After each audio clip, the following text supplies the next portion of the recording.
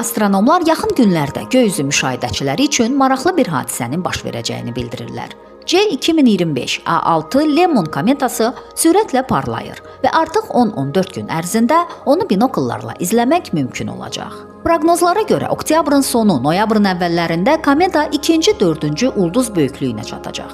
Bu isə onun optik cihazlar olmadan açıq gözlə də görünə biləcəyi deməkdir.